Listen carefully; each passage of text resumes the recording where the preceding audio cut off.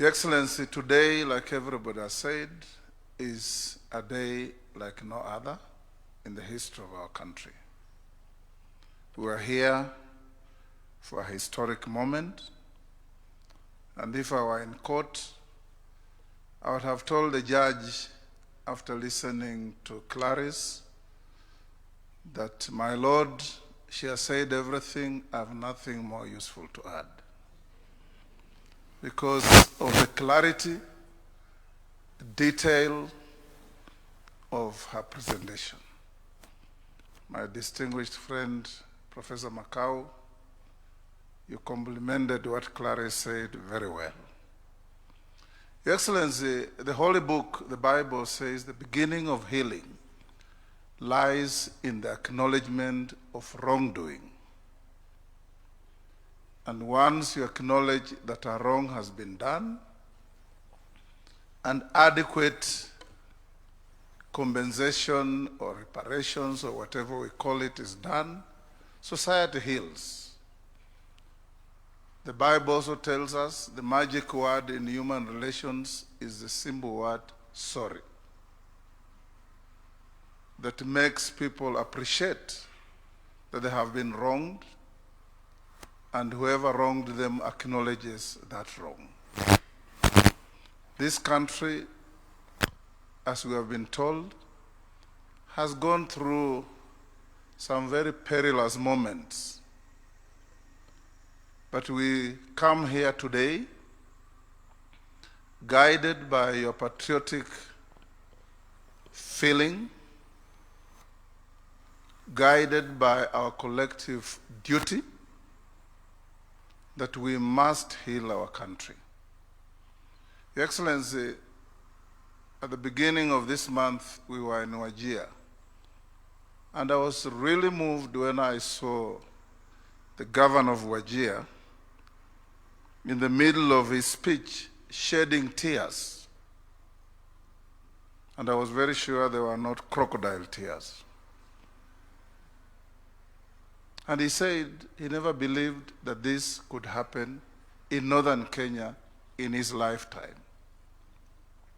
And it followed by your public apology to the people of northern Kenya. That apology alone in human relations is the greatest healer. That a wrong was done and a wrong is acknowledged.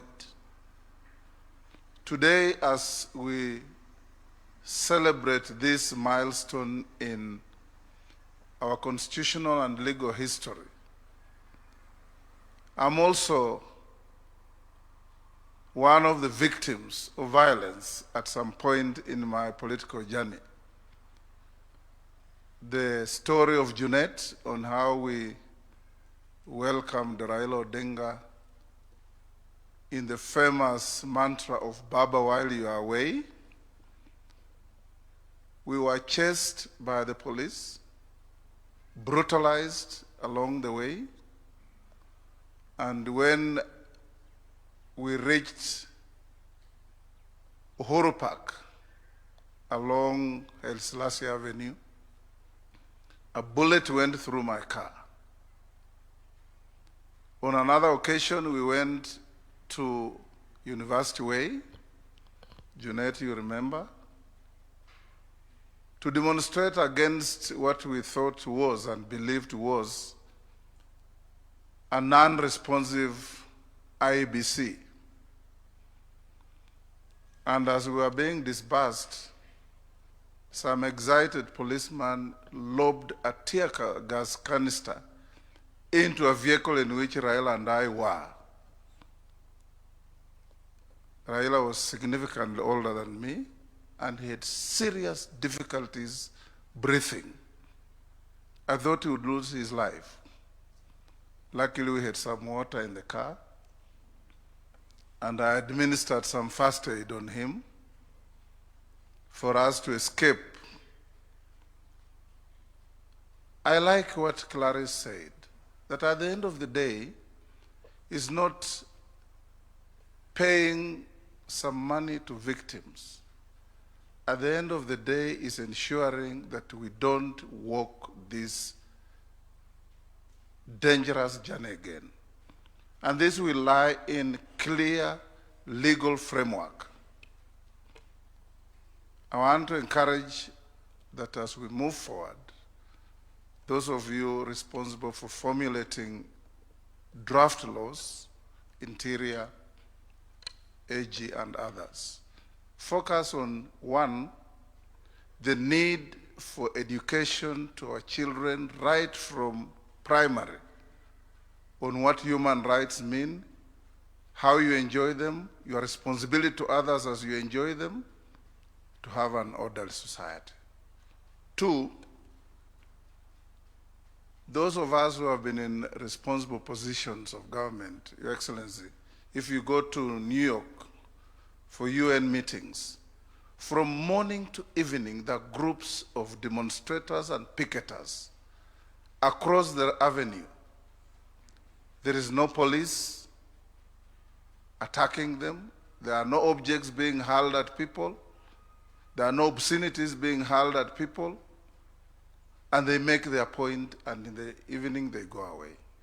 You go to the House of Commons, across the road, you are told, come and demonstrate for 1 hour, you finish, you make your point, the others waiting to do the same. Because the act of demonstration is to make your point known, not to disrupt life. So we want to encourage that a law should be, in fact, laws, as Clarice proposed, and when they come to Parliament, we'll give them the opportunity and the time required so that everybody knows what you are expected to do in a situation of demonstrations. Otherwise, Your Excellency, when we have a free-for-all, a demonstrator leaves his house carrying a machete, carrying a missile, carrying all manner of crude weapons. That is not a demonstrator. I allowed this day, and I encourage my sister, the Chief Justice, and all other law enforcement agencies to rise to the occasion and realize that this country can be kept in order and our people can enjoy their rights if we all play our responsible duties well. Thank you.